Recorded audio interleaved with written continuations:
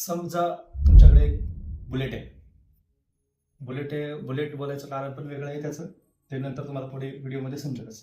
तुमच्याकडे एक बुलेट आहे, चांगलं आहे, CC 350 650 अशी लॉंग राईड काढण्यासारखी बुलेट आहे तुमच्याकडे, आणि ती तुमच्या पार्किंगमध्ये उभी आहे.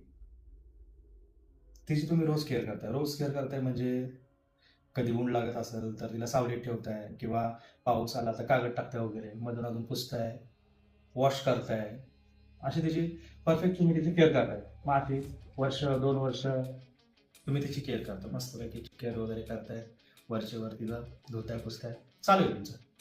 नंतर 2 वर्षानंतर 4 वर्षानंतर आता बुलेट आहे म्हणजे लॉंग ड्राईव्ह जो तुमचं होतो प्लॅन, एक तो एक सोलो ट्रिप म्हणा किंवा फ्रेंड्स बरोबर ट्रिप म्हणा, एक ट्रिप प्लॅन होते तुमची आणि तुम्ही ट्रिपला निघता. गाडी काढता, गाडी स्टार्ट होते, थोडं जाता तुम्ही 1-2 किलोमीटर 10 किलोमीटर जाता, त्यानंतर गाडी बंद पडते. आता मग त्याचं कारण एक्सपायजेड असू शकतं.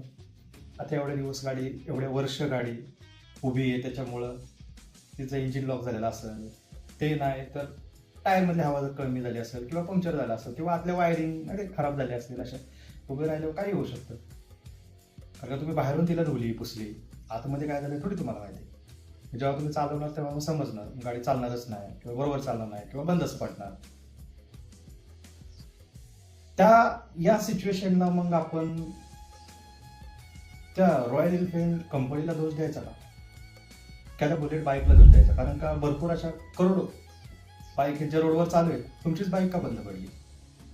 कॉमन सेन्स, आणि हाच कॉमन सेन्स आपल्या बॉडीबद्दल असतो, आणि हेच लोकांना कळत नाही. तुम्ही 2 वर्ष 4 वर्ष 10 वर्ष वेगवेगळ्या ड्युरेशनमध्ये तुम्ही तुमची लाईफस्टाईल ठेवता, काम, जॉब एकटी जॉब, सगळं जास्त बॉडीला त्रास नाही, काय नाही, आणि अचानकच मग तुमची ट्रेकिंग निघते, तुम्ही ट्रेकिंगला जाता, अचानकच मॅरेथॉन अनाऊन्स होतं, मग तुम्ही मॅरेथॉनला जाता, मॅरेथॉनमध्ये भाग घेता, अचानकच काय BP वाढला, वजन जास्तच वाढलं, डॉक्टरने सजेस्ट केलं एक्सपायजेड कारणामुळे की तुम्हाला वर्कआउट करावं लागेल, मग तुम्ही जिम जॉईन करता. त्या बुलेटप्रमाणेच 4 वर्षानंतर 10 वर्षानंतर तुम्हाला वाटतं तुमचं शरीर साथ देईल.